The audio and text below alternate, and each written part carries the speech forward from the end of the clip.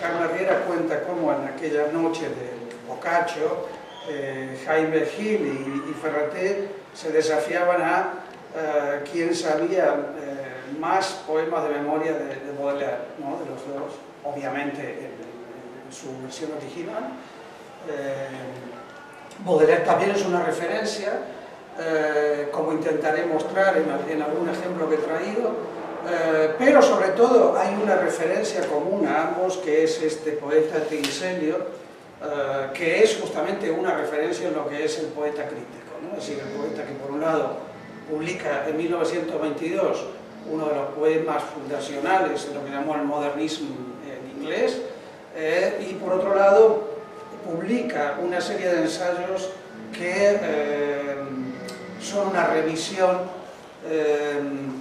muy aguda y muy inteligente de la tradición, particularmente de la poesía en lengua inglesa. Por ejemplo, cuando Eliot empieza a escribir, podríamos decir, la tradición moderna en lengua inglesa se consideraba que era la del gran romanticismo inglés, John Keats, Wordsworth, el propio Byron, Shelley. Eliot lo que dice es que hay que dejar de lado todos esos poetas y volver a los isabelinos, es decir, a Shakespeare y sus contemporáneos, incluso más atrás a poetas como John Donne, incluso más atrás a una referencia muy importante para él y para su gran cómplice, que era Rapin, que es Dante, ¿no? Dante como fundador de la poesía europea. Este libro, Función de la poesía y función de la crítica, lo traduce y lo prologa Jaime Gil de Biedma, y hay un pasaje aquí que me parece que podría definir a ambos, a Gil de Biedma y a Ferraté, que dice: el gran poeta es, entre otras cosas, aquel que no solamente restaura una tradición olvidada, sino que entreteje en su poesía cuantos cabos sueltos de tradición sea posible. ¿Por qué me parece interesante esto? Porque vosotros como lectores del poema inacabado, por ejemplo, Foix, ¿por qué? El poema inacabado está escrito en Cadaqués, y Foix pasaba los veranos en Port de la Selva. De manera que él le hace un envío a Foix por un motivo que está muy presente en el poema inacabado, que es, y que tiene que ver con este rescate del que habla Eliot aquí, que es la poesía medieval, ¿no? A Ferraté le interesa la poesía medieval y le interesa, por lo tanto, los poetas que de una manera u otra han vuelto a la poesía medieval para volver a ser la actual, que es lo que de alguna manera Eliot está diciendo, ¿no? La idea de Eliot es: la tradición no es algo, no es una serie de monumentos que nosotros vamos a ver como vamos a un museo egipcio y vemos una serie de momias prestigiosas. La tradición es algo que, si existe, está vivo. Es decir, la tradición, podríamos decir, es como una especie de teclado en el cual las notas que suenan son aquellas que interesan, ¿no? Por lo tanto, el concepto de tradición no es un concepto estático, sino que es un concepto dinámico. Los poetas del pasado que vuelven a vivir a partir de la poesía del presente son aquellos que son contemporáneos de nosotros, ¿no? O sea, si hoy yo sería capaz, si yo hoy fuera capaz de escribir un poema en el que esté presente, para mencionar a un poeta del que acabo de hablar, Dante sería contemporáneo mío, ¿no? Por lo tanto, la idea de Eliot es que la tradición, a diferencia de la historia, no va del pasado al presente, sino del presente al pasado, ¿no? Es decir, que el último poema es el que nos hace leer de una manera distinta al poema anterior, ¿no? Esta es una idea de Eliot que hizo bastante fortuna y que tuvo distintas imitaciones. Una de ellas, muy famosa, es un breve ensayo de Borges que se llama Kafka y sus precursores, donde Borges termina diciendo que un escritor inventa sus precursores. ¿Por qué un escritor inventa sus precursores? Porque un escritor, cuando nosotros detectamos que un escritor está influido por otro, ya no leemos al otro de la misma manera, lo leemos a partir del lente del poeta más reciente, ¿no? En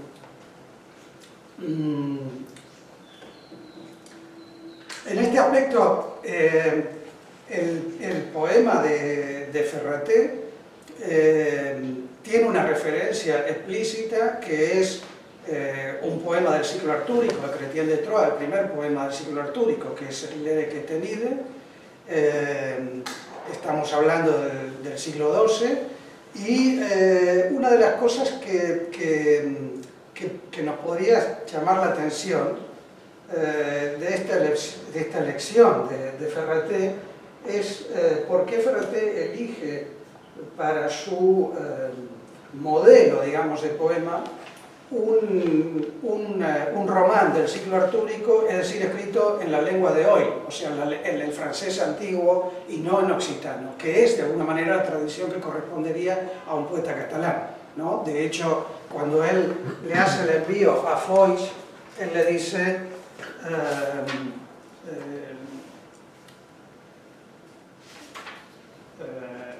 vos, mestre Foix, Josep Vicens, de quien separa el Cap de Creus, pues que sou al port de la selva, comptant per mar, així faig veure que jo també em dic mariner, vos que trobeu per aquel Quers, la palabra Quers aquí es deliberada porque Cap de Quers, de Cadaqués, igual que Cap de Creus, vienen de esta palabra, Quers, ¿no? Es decir, nombre antiguo de la roca característica de allí. Pedras taradas de oro oníric, a vos que heu fet català el líric vers de Bernat de Ventador. Esto es fundamental para Ferraté, porque Ferraté ve, digamos, la manera en que Foix vuelve a ser moderno el verso del trovador, no de una manera con un interés filológico, sino con un interés, como diría Eliot, de volver a ser viva la tradición, ¿no? En la siguiente referencia que hace a Foix, a ver si lo encuentro, donde menciona uno de los libros más importantes de Foix, que es On est déjà d'esclaus, dice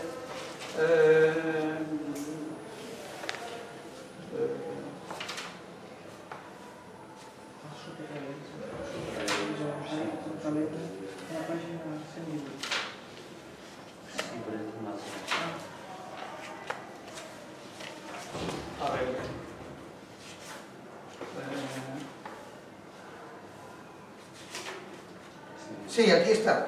L'atmosfera de l'escena té la dona molt bé el poema primer de On est déjà d'esclaus. El superrealisme, usat amb talent, és més realista que el realisme academicista.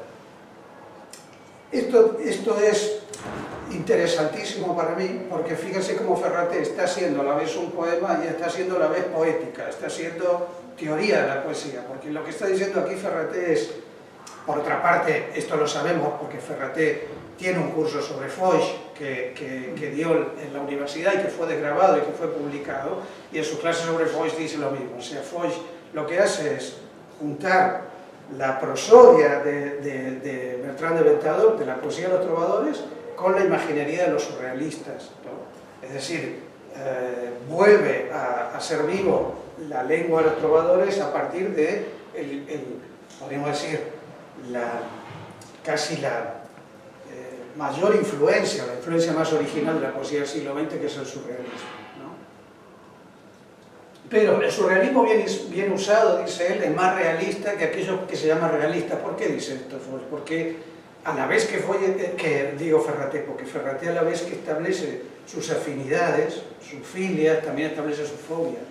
Y una de sus fobias más importantes es justamente lo que en aquella época se llamaba poesía realista, que era buena parte del grupo ese de los 50, que era una poesía con una intención política clara, pero a la vez, en su mayor parte, era mala poesía, ¿no? Y esto a Ferraté le parece, digamos, intolerable, ¿no? Hay un pasaje famoso de una entrevista que le hace un periodista mexicano, Campbell, que Enric también cita en su artículo de Veus Baixas, donde Ferraté le dice, eso que canta, Ferraté que era muy mordaz, ¿no? En lugar de decir directamente Miguel Hernández, dice, eso que canta el Paco, ¿no? Andaluza de Jaén, aceituneros altivos, decidme el alma quién levantó esos olivos, no lo levantó la nada, ni el dinero, ni el señor, vamos, lo levantaron los campesinos. Entonces Ferraté dice, bueno, vamos a ver, la nada no levanta nada, lo que levanta los olivos de Jaén son el dinero y el señor, los demás son cuentos. Entonces, por supuesto, dice, no podemos negar el trabajo de los campesinos, pero entonces lo que está diciendo es, no me interesa el poema de consigna, a pesar de que vivimos bajo una dictadura atroz. Esto me parece que es muy importante para entender la poesía de Ferraté, porque creo que en la poesía de Ferraté hay una voluntad muy visible de establecer un espacio de independencia, de pensamiento y de escritura, incluso dentro de esa atmósfera tan espantosa, ¿no? Hay una cosa que él dice al principio del poema Inacabado, cuando él está dedicándole el poema a Elena Valentí, él dice serà el meu tema justament el dret a fer-se independent. Este dret a fer-se independent creo que de alguna manera es la clave de lo que yo estoy intentando decir, ¿no? Evidentemente cuando él se lo está... porque en el poema Inacabat hay una dialéctica que él establece entre Elena Valentí, que en ese momento tiene 20 años, y él que ya tiene 40, y todo el tiempo está estableciéndole esta tensión entre el hombre maduro, que de alguna manera ya es demasiado sabio y ha vivido lo suficiente como para no poder tener la ingenuidad del jovencito, pero que a la vez se siente atraído no solo, evidentemente en un sentido erótico, por la jovencita, sino también por lo que significa ser joven a finales de los años 60, como veníamos conversando ahora con Enric, como lo erais seguramente vosotros en aquella época, lo que significa en ese momento todo el descubrimiento que está haciendo Elena. Hay una anécdota central que el mismo Gabriel Ferraté contó después en este poema, que es que Elena Valentí se va de Cadaqués a Barcelona porque tiene que hacer un examen. ¿Cuál era ese examen? Ese examen era un examen que ella tiene que hacer con Martí de Riquer, porque a los estudiantes se le había ocurrido hacer una huelga y Martí de Riquer los mandó a todos a septiembre. Es decir que estamos a principios de septiembre y Elena Valentí tiene que volver a Barcelona para hacer el examen. ¿Y cuál era el tema del examen? Chrétien de Troyes, precisamente.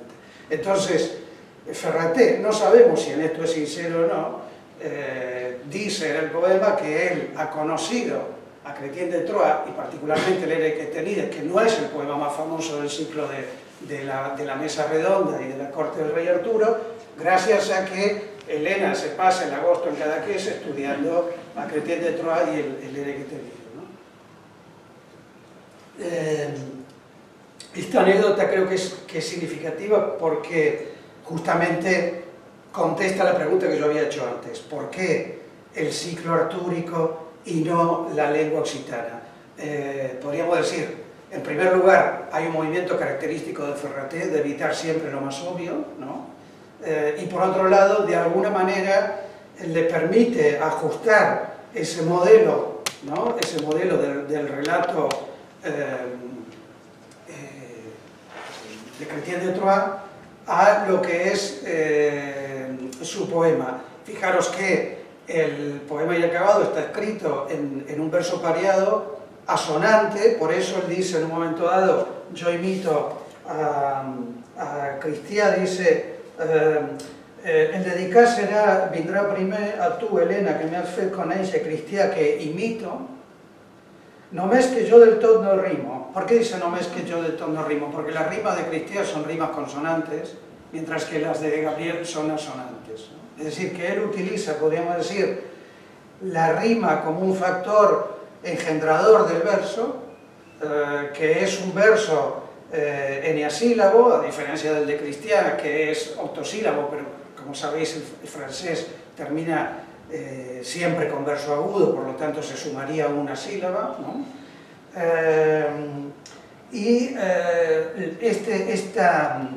Esta textura narrativa, que es muy diferente de la textura lírica, podríamos decir, del poema de los trovadores, es lo que le permite a Ferraté escribir un poema que es esencialmente narrativo, ¿no? Que no es un poema esencialmente lírico, o sea, que no busca la palabra sorprendente, la rima inesperada, la metáfora iluminadora. Lo que busca es ir poniendo en marcha un relato, ¿no? Que al lector lo va llevando, lo va guiando, ¿no? A diferencia de la poesía de los trovadores, que muchas veces puede ser difícil y que nos obliga a consultar, por ejemplo, la edición de Riquer, donde nos explica el sentido de las estrofas, etc. Este es un poema que cualquier lector puede leer y puede tener, aunque sea un mínimo grado de comprensión, no necesita una guía, ¿no? Una ayuda.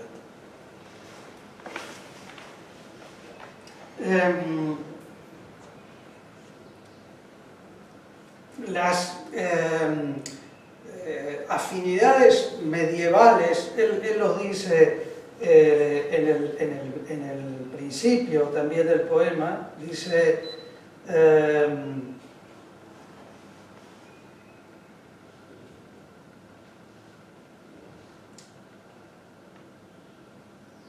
vull que d'un cop tot es refacin que copio els medievals. Sempre ho he fet i declarat y siempre he visto que no se creen, ¿no? Es decir, él está afirmando, digamos, que no es un capricho, ¿no? Que hay un verdadero interés por la poesía medieval. Entonces aquí aparece Josep Carner, a pesar de que él dice que Carner tiene un medievalismo más bien moreasiano. Moreasiano quiere decir simbolista, ¿no? Moreas era uno de los, de hecho es el que escribe el manifiesto de los simbolistas, es decir, un medievalismo pasado, podríamos decir, por la modernidad francesa. Eso lo separa un poco de Carner, a pesar de que, como sabéis, Ferraté veneraba a Carner, a quien también dedica un ensayo importante, pero quizá lo que lo separa de Carner es un poco la lengua un poco demasiado sofisticada de Carner, ¿no? Demasiado literaria. Ferraté tenía la idea de que esto es un poco también, si queréis, una boutade, pero creo que es importante, digamos, que la idea de Ferraté es que el catalán se había vuelto, o sea, que podemos decir, el problema de la poesía catalana era la falta de una novela catalana. ¿Por qué? Porque la novela es la que utiliza la lengua coloquial, la lengua de la calle. La poesía siempre tiene una lengua elevada, lírica, ¿no? que se separa un poco de la lengua coloquial. Mientras que a lo que le interesaba, y en esto evidentemente sigue a Eliot también y a los modernistas anglosajones, era una lengua viva, era la posibilidad de la poesía de captar una lengua en un registro actual. Y si vosotros, cuando recorremos las donas y els días, hay muchos poemas que son oscuros y que son difíciles, pero nunca el lenguaje es un lenguaje áureo, ¿no? Ferraté siempre trabaja con palabras vivas, podríamos decir, ¿no? Y justamente ahí aparece, creo, el interés por la Edad Media, porque la Edad Media tiene justamente ese registro de una lengua que está en estado de formación, ¿no? Que está naciendo, que está todavía dócil, ¿no? Si nosotros pensamos, por ejemplo, en las grandes epopeyas de la Edad Media, la chanson de Roland, el cantar de Miosit, incluso podríamos incluir en esa serie la Divina Comedia, son poemas en la cual vemos que hay una lengua naciente, igual que en el romancero, ¿no? O igual que en los trovadores. Hay una lengua que está en estado de formación, que está fresca, que no está aplastada, podríamos decir, por el academicismo. Y esta es una elección central para Ferraté y también para Jaime Gil de Viedma. Ferraté en un momento dado, en una de sus escritos, habla de las grandes masas de líquido verbal que el Renacimiento puso en circulación. ¿Qué quiere decir esto? Quiere decir que a partir del siglo XV más o menos, digamos, los italianos ponen de moda el soneto y toda Europa se inunda de sonetos, ¿no? Toda Europa escribe sonetos, desde España hasta Inglaterra. Como sabéis, Shakespeare tiene un libro de sonetos. En España el ingreso del soneto significa el abandono del octosílabo tradicional y la adopción del endecasílabo italiano. Y esto para Ferraté y en cierto modo también para Gil de Viedma significa que la poesía entra en un momento de excesivo academicismo. O sea, se escribe poesía para hacer poemas bonitos, pero el código ya está demasiado fijado. Es ese código petrarquista que existe desde el siglo XIV hasta el siglo XVII prácticamente inalterado, ¿no? De manera que volver a la Edad Media significa, en cierto modo, la intención de volver a rescatar una poesía que está hecha en una lengua que no sale de los libros, que sale del habla de la gente, ¿no?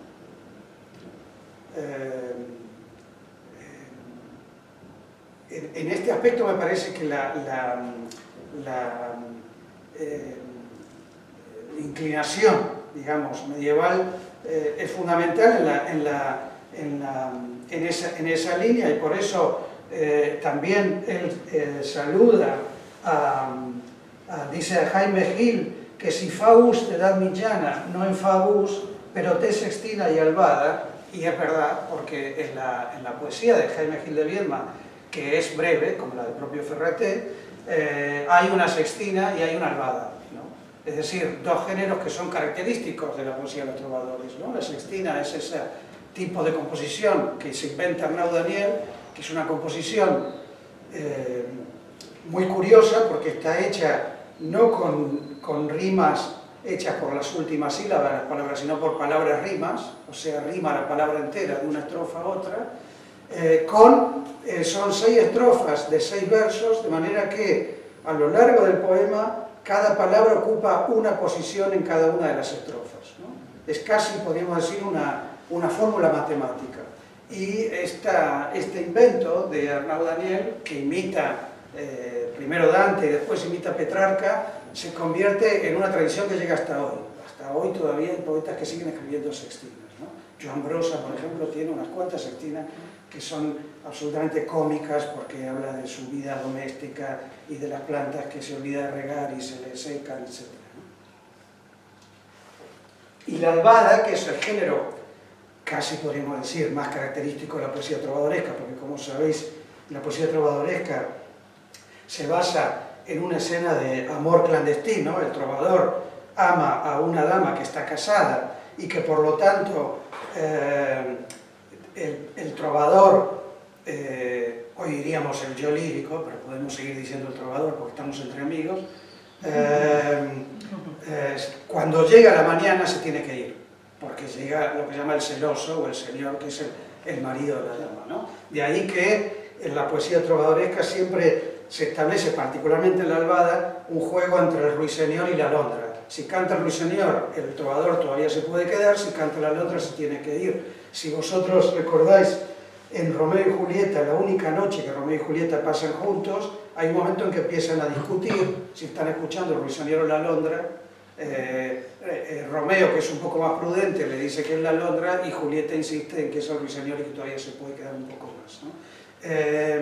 Lo que hace Gil de Viedma en ese poema es convertir esa estructura, ese molde, en lo que podemos pensar que era su doble vida, ¿no? Como sabéis, Gil de Viedma era ejecutivo de una multinacional durante el día y por la noche era un amante más o menos promiscuo, y ese poema es extraordinario porque adopta los invito a que luego lo busquen, se llama Albada. Él adopta esa estructura y muestra cómo, después de una noche de juerga y de encuentro erótico, porque él está abrazado un cuerpo que él no dice si es femenino o es masculino, pero que evidentemente sabemos que con toda probabilidad era masculino, porque lo sabemos, y se empiezan a escuchar los pajaritos que están en los árboles, y entonces, de alguna manera, ese molde, digamos, medieval, a él le sirve para decir, esta misma experiencia de los trovadores yo todavía la estoy viviendo hoy, ¿no? Por la noche soy libre, diría Ferraté, soy independiente, durante el día soy un ciudadano privilegiado, porque él era un ciudadano privilegiado, porque él pertenecía a una familia rica, pero no dejo de vivir en España en plena dictadura franquista, ¿no? Es decir, que el espacio, digamos, de la independencia, de la libertad es fundamental para estos dos poetas, ¿no? Es decir, son poetas que no se interesan por escribir poesía política, alentando a la caída del régimen, sino que crean espacios de libertad creativa, que para ellos son el verdadero espacio de la independencia, ¿no? La independencia del poeta. Un aspecto que me parece importante en el poema inacabado, que voy a comentar brevemente, es el título. Es decir, ¿por qué un poeta escribe y publica un poema inacabado? O sea, ¿qué nos dice ese título? Los títulos, como sabéis, forman parte de eso que los pedantes llaman paratextos, ¿no? Aquello que acompaña, que rodea un texto, digamos, y que a la vez, podríamos decir, forma y no forma parte de él.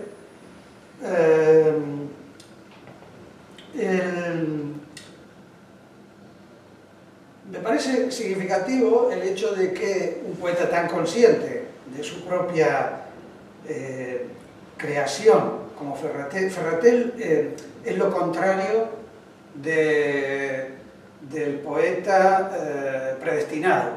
Él lo dice claramente. Él empieza a escribir poesía a los 30 y largos años, escribe poesía durante 5 o 6 años y luego la abandona.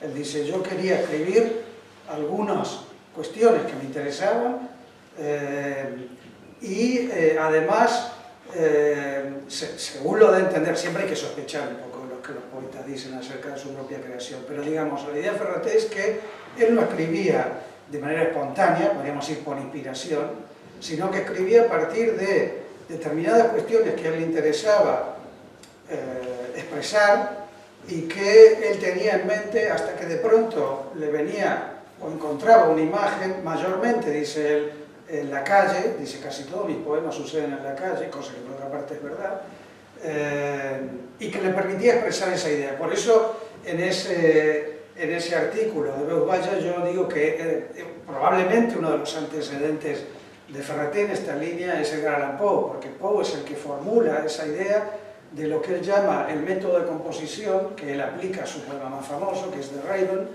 en el cual él dice, intenta explicarnos el método casi científico que él escribió, que él usó para escribir ese poema.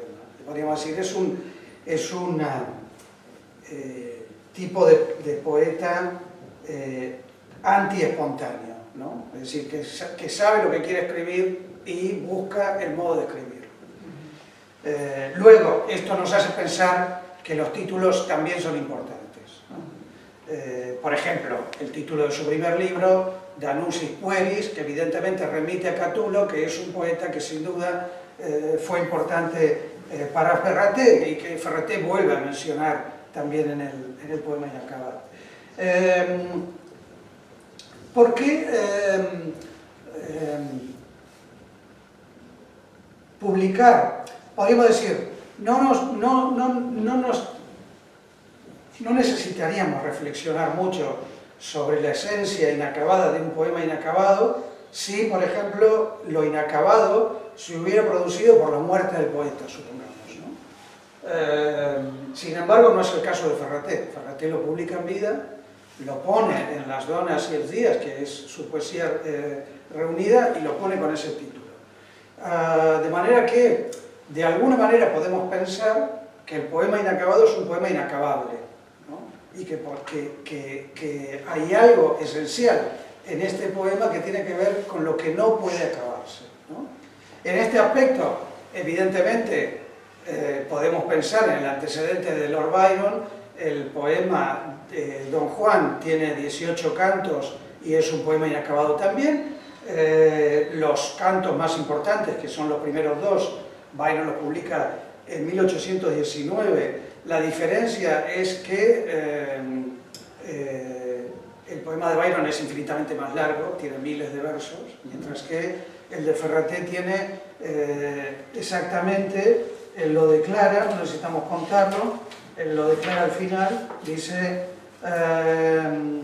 arribaré amb els tres que em manquen al vers 1334, ¿no? Es decir, que él mismo, podríamos decir, lleva la cuenta de los versos que tiene escrito. Luego me referiré a eso, porque en el poema inacabat, contar siempre tiene este doble sentido de relatar una historia y llevar la cuenta, ¿no?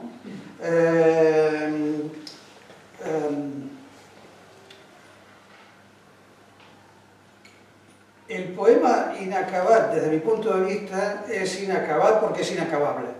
Y es inacabable porque, por el elemento fundamentalmente digresivo del poema. El propio Ferraté lo dice al principio. Dice,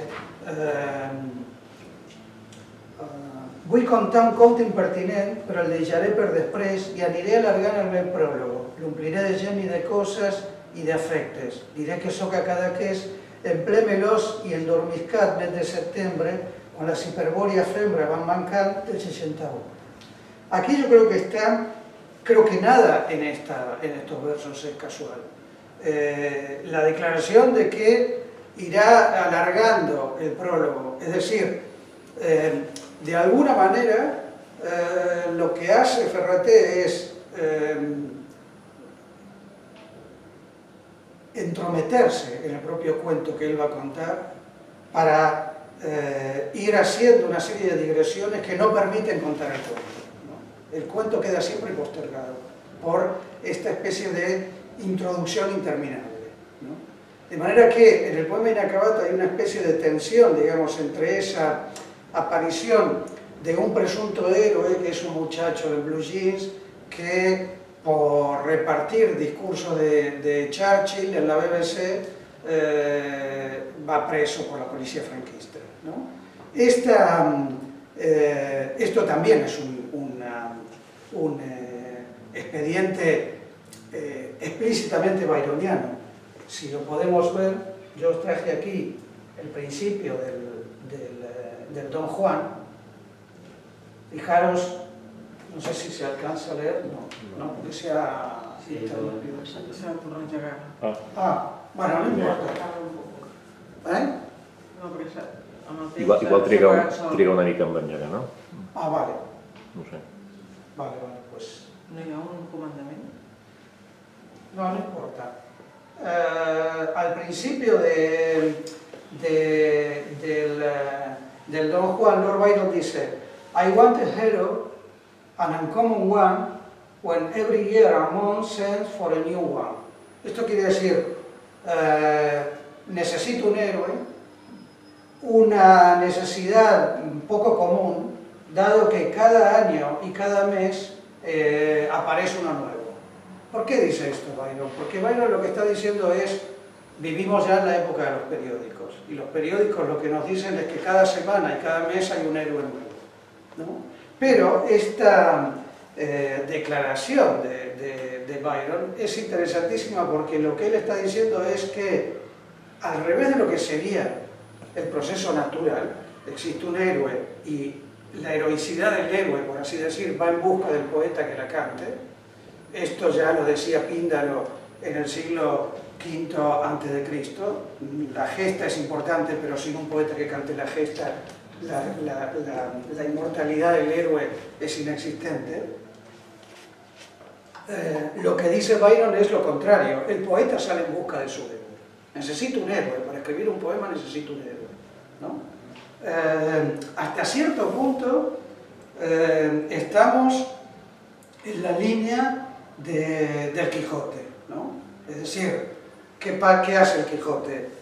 En lugar de existir una gesta heroica que deviene en poema épico, el Quijote es un señor que ha leído novelas y que quiere hacer del mundo algo parecido a las novelas que ha leído, ¿no? Hay una inversión, digamos, del proceso que podríamos decir es uno de los disparadores de eso que llamamos modernidad, ¿no? Primero está lo escrito y luego está lo vivido, ¿no? En el caso de Byron, lo que él dice es: para escribir un poema heroico como el que yo me propongo escribir, necesito un héroe. Primero está la necesidad del poeta y luego está la búsqueda del objeto. Este proceso, que es evidentemente irónico, y Byron de hecho encuentra a su héroe en una versión muy aproximada del Don Juan. Hay que pensar que cuando Byron escribe el Don Juan hacía unos 20 años que se había estrenado la ópera de Mozart y da Ponte, es decir, que todo el mundo tenía en mente quién era Don Giovanni o Don Juan, además obviamente de la versión de Molière, que fue famosísima en todo el ámbito europeo. De alguna manera lo que hace Ferrater es lo mismo, ¿no? Necesito un héroe. ¿Cuál es mi héroe? Un pobre muchacho, un albañil, un paleta, que por ingenuidad se puso a repartir discursos de Churchill y fue preso. Pero en realidad ese argumento mínimo Ferrater lo va como postergando, ¿no? Permanentemente dice: bueno, pero ahora olvídate del héroe, que voy a hablar de mí y voy a hablar de Elena Valentín. ¿Y por qué digo que todo en estos primeros versos es importante? Porque diré que soca Cadaqués en ple melos en dormicás mes de septiembre. ¿Qué significa esto? Que Ferrater desde el principio está dibujando la figura de lo que podríamos llamar el poeta Gandul, ¿no? Es decir, cuando todos han vuelto a Barcelona porque han vuelto al trabajo, él sigue en el lugar de ocasión, ¿no? Esto es una declaración fundamental y nos remite aquí claramente a Baudelaire. Yo les había traído la cita, pero no la podemos ver, no importa. Hay un poema de La Fleur du Mal que luego ustedes pueden buscar, se llama Le Chevelure, la cabellera, donde Baudelaire dice, habla explícitamente de la fecunda pereza, ¿no?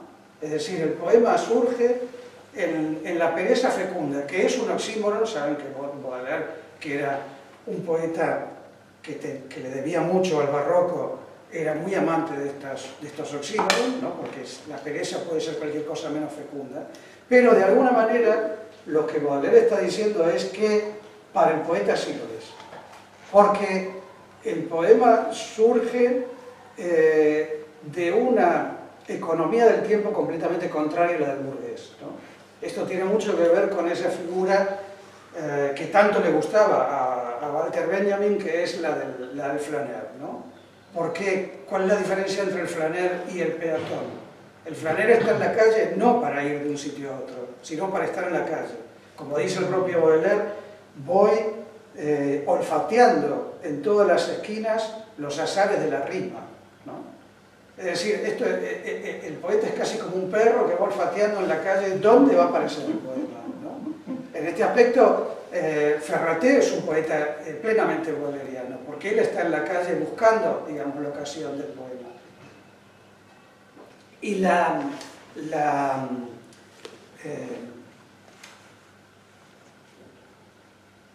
decisión de quedarse en Cadaqués en septiembre, cuando todos se han ido ya, es también ese espacio de independencia. Es un espacio de una cierta marginalidad, pero a la vez es el espacio justamente en el que el poema puede ser escrito, ¿no? Cuando ya no hay, cuando se ha roto, por así decir, con la lógica ocio-negocio, ¿no? Es decir, cuando se ha roto con esa lógica característicamente capitalista por la cual trabajamos como burros durante 11 meses y un mes nos vamos de vacaciones, pero nuestras vacaciones están tan regladas y tan cronometradas como nuestro tiempo de trabajo, ¿no? Es decir, las vacaciones forman parte de la rueda capitalista, ¿no? En cambio, ¿cuál es la posibilidad de romper, o sea, de hacer como el trovador, digamos, que se queda con la dama en plena noche en una situación de semiclandestinidad? Justamente quedarse en el lugar de vacaciones cuando todos se han ido, ¿no? Si ustedes quieren, es una posición de una cierta melancolía, porque es una posición de una cierta marginalidad, pero en ese momento de la historia, en ese momento de la situación, para Ferreté es la posibilidad, es la ocasión del poema, ¿no? Quedarse en el lugar de veraneo cuando el verano se termina, y cuando Elena, de la que él está más o menos enamorado, más o menos platónicamente, se va a Barcelona para examinarse de ese poema que él mismo está parodiando. Elena se lleva a Chrétien, entonces él tiene que reproducir un cierto Chrétien, ¿no? En ese vacío. Esta figura del poeta Gandul tiene que ver, por eso, con lo inacabado. Lo inacabado forma parte de algo que no entra en la rueda de la economía capitalista. Uno no puede vender algo inacabado, ¿no? Yo no puedo hacer una mesa con 3 patas y vendérsela a alguien. Sin embargo, en el arte sí se puede hacer eso, ¿no? Es decir, el poema puede ser inacabado para mostrar justamente la capacidad del poeta de, para decirlo en términos baudelerianos, hacer fecunda la pereza, ¿no? Es decir, además Baudelaire hace rimar deliberadamente perez con ivresse, ¿no? Es decir, la pereza, la ebriedad son fecundas para el poeta,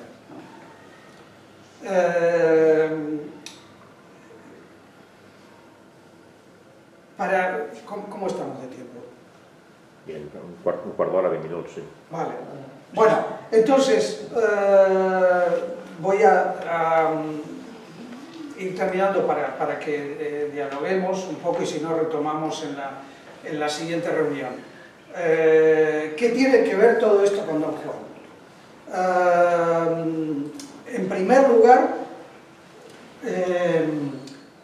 Don Juan es de los llamados mitos de la modernidad, que son los mitos que tienen un origen claramente literario, que son el Fausto, normalmente el Fausto de Goethe, podríamos decir el Quijote, a quien acabo de mencionar. Hay quien pone en esa lista a Hamlet, ¿no? Digamos que Hamlet y Don Juan son dos figuras hasta cierto punto complementarias, porque Hamlet no puede actuar porque piensa demasiado y Don Juan no puede pensar porque actúa demasiado, ¿no? Robinson Crusoe, por ejemplo, aunque Robinson Crusoe es hasta cierto punto una reconfiguración del mito de Odiseo, ¿no? Pero podríamos decir que forman parte de esa configuración. En esa lista de mitos de la modernidad que tienen que ver evidentemente con la nueva configuración de la cultura y de todo que surge con la consolidación de la sociedad capitalista, el único que no tiene una figura cerrada es Don Juan.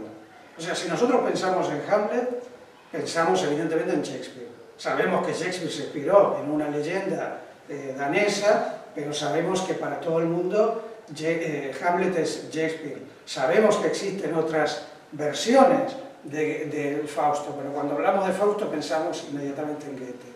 Evidentemente Robinson Crusoe, la novela de Dafoe, el Quijote es de Cervantes, por mucho que haya tenido ese imitador del que el Cervantes se apropia, ese señor que llamaba Avellaneda.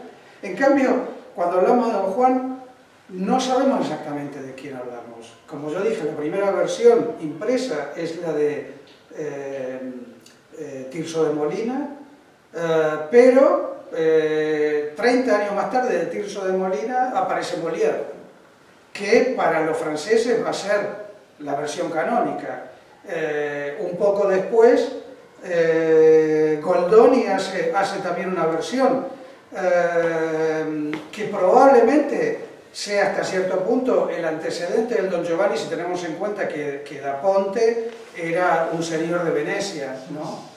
Un judío converso que en realidad llamaba Conigliano, que tiene que escapar de Venecia y que termina en Viena, va con una carta de su amigo Casanova para Salieri. Salieri lo considera un pesado, se lo saca de encima, y Mozart le abre la puerta y hace nada menos que Così fan tutte y Don Giovanni, ¿no? Entonces, podríamos decir, Don Juan es un mito que no solo es un gran seductor de mujeres, es un seductor también de escritores, que sueñan con darle su figura definitiva, que no la tiene. Porque además el comportamiento de Don Juan es un comportamiento cíclico, consiste, digamos, en conquista, posesión, huida, ¿no? Hasta que aparece al final eso que se llama el convidado de piedra, que es la vuelta del padre de una de sus mujeres burladas al que él asesina y que es el que lo arrastra al infierno. Pero no hay realmente una transición en Don Juan. Evidentemente, en las versiones tardías, como por ejemplo la de Zorrilla, sí que hay una conversión, podríamos decir, de Don Juan, que se salva su alma porque descubre o acepta, digamos, el catolicismo. Un elemento central al mito de Don Juan, y aquí vuelvo a una cosa que dije, que es lo de contar. Si nosotros pensamos en la ópera de Mozart, seguramente lo primero que se nos ocurre es la famosa lista de Leporello, ¿no? Cuando aparece Doña Elvira, digamos, Doña Elvira en realidad es una invención de Molière y es una invención genial, porque lo que hace Molière es que al principio de la obra Don Juan ya estuvo casado. Entonces se pasa toda la obra escapando de esa mujer a la que ha abandonado, que a su vez lo persigue, no solo porque sigue enamorado de él, sino porque además intenta salvar a las otras a las que Don Juan quiere burlar. Si recordáis, por ejemplo, la larga escena de Serlina, la campesina, digamos, a la que Don Giovanni intenta llevar, ¿no? Cuando dice, la ci daré en la mano, ¿no? Adentro, y Serlina, ¿no? que tiene al pobre Maceto que la está ahí tirando del otro brazo, y justamente Doña Elvira la que llega para salvarlo. En la lista de Leporello, cuando aparece Doña Elvira, que Leporello saca la lista, que termina con esa famosa "ma in España ya son iletre", ¿no? Es decir, en Don Giovanni es central, y en general el mito de Don Juan es central la lista, porque Don Juan lo que quiere es agregar siempre un número más a su lista, ¿no? En este aspecto podríamos decir, Don Juan es un capitalista de sus propias patrañas, ¿no? Lo que le interesa es el récord, es casi un atleta, digamos, de la burla, ¿no? Entonces, cuando vemos, por ejemplo, que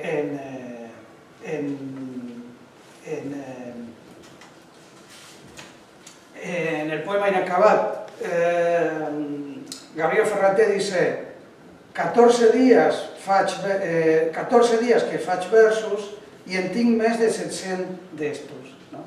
Es decir, él va contando los versos que va haciendo hasta, como vimos, llegar al final donde hace la cuenta de los que tiene. Este ir contando, digamos, aquello que de todas maneras no va a llegar, podríamos decir, a ninguna parte, porque será inacabado, es, para mí, desde mi punto de vista, una declaración evidente de la estirpe donjuanesca, ¿no? del poema Inacabado. Es decir, por un lado, la figura del poeta Gandul, que él subraya, fíjense que él dice, a mí que no soy productivo, me interesa que él dice, veuràs, no em puc pagar manies ni dèries distributives. A mi que no soc productiu, m'interessa que ells siguin rics. Bon paràsit, tinc consciència que si no em creix grassa a la bèstia, cap miral no em veurà engreixar, ¿no? Es decir, esta idea del parásito, del poeta que sigue en el veloz mes de septiembre, cuando todos se han vuelto ya cada vez, evidentemente nos está diciendo algo de esa figura a la que Ferraté llama farsa independente, ¿no? Más el conteo, digamos, el conteo de las afinidades, de las amistades, de los editores. Ya al principio, cuando él empieza diciendo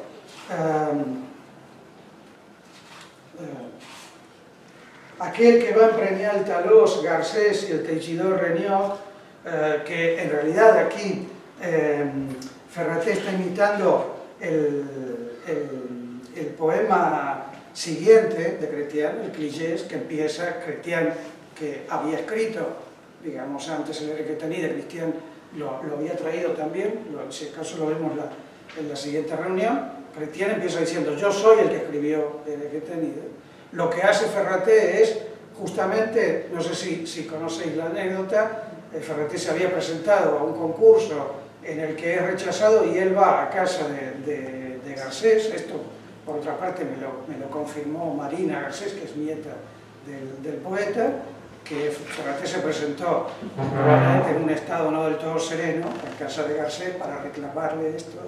Y fíjese cómo él ya desde el principio se presenta como un poeta que ha sido rechazado, o sea, un poeta fracasado, rencoroso. Este también es una estirpe claramente bodleiana, ¿no? Baudelaire fue humillado muchas veces en su vida. La más famosa es cuando él le escribe a Sainte-Beuve, que era el crítico más importante de su época, para proponerle que proponga su candidatura para la Académie Française, porque Baudelaire se pasó toda la vida buscando una fuente de ingresos, porque era incapaz de trabajar. Y Sainte-Beuve lo humilla, se ríe de él. A pesar de que Sainte-Beuve, que no era tonto, sabía, digamos, la importancia de Baudelaire, lo consideraba una persona completamente inepta para ingresar a la Académie Française, que era una institución tan solemne como lo puede ser la Real Academia Española, y probablemente tan inútil también. Entonces,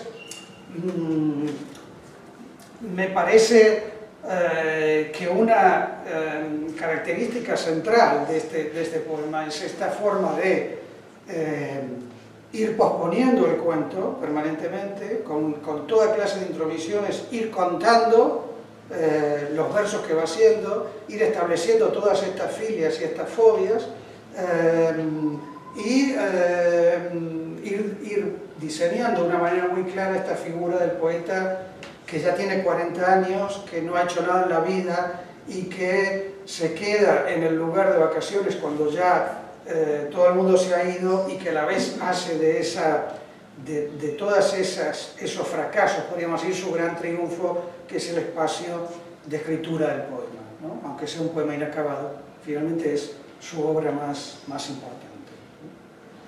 Bueno, si os parece, por ahí lo podemos dejar aquí. Sí. Has hablado mucho de, claro, de Juan. ¿Puede ser un poquito más de agua? Sí.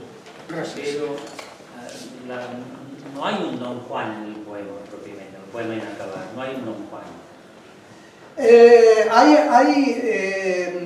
O sí lo hay. O sea, yo diría que hay elementos donjuanescos que él, digamos, en algún momento hace explícito. Él habla en un momento de la Doudou de Don Juan, que es el Don Juan de Byron.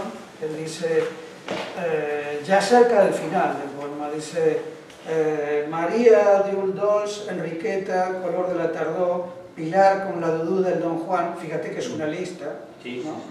Paquita sense paciencia, la enamorada de Camelias, que ahora no voy a anomenar. Yo creo que en la, podríamos decir,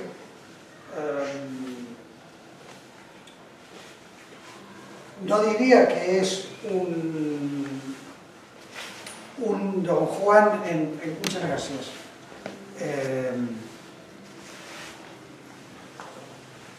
En la línea, o sea, de Tirso de Molina, del burlador, pero sí en este elemento, como digo, digresivo, de postergación.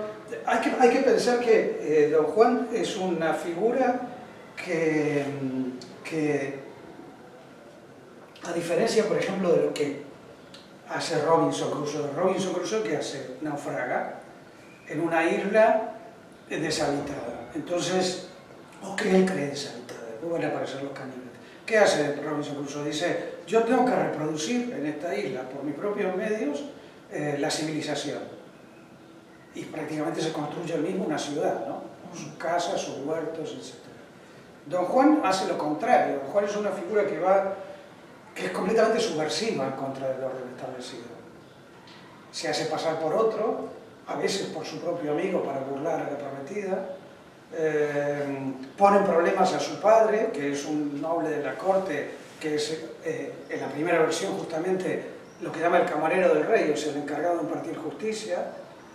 Siempre está a la fuga, nunca trabaja, jamás vemos a don Juan trabajando. Es un hombre que vive para lo que él llama el gozar en Tirso de Molina.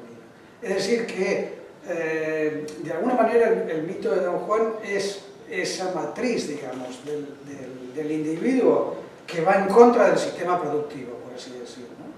Y que lo cuestiona y que incluso lo complica, ¿no? Y luego la necesidad, como digo, permanente de estar contando, de estar llevando la cuenta. Por eso, en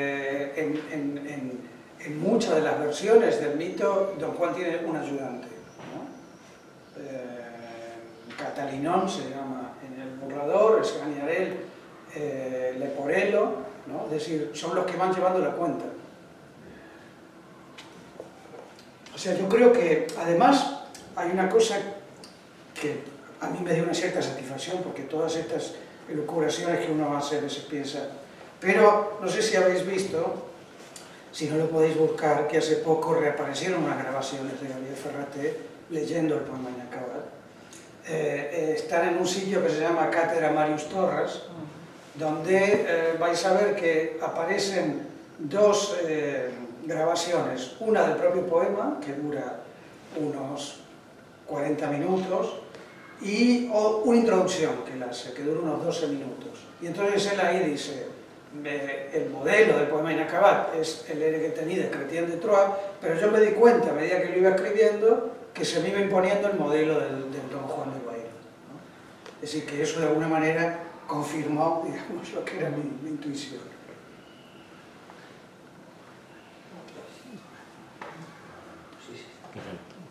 És l'hora ja. Vale.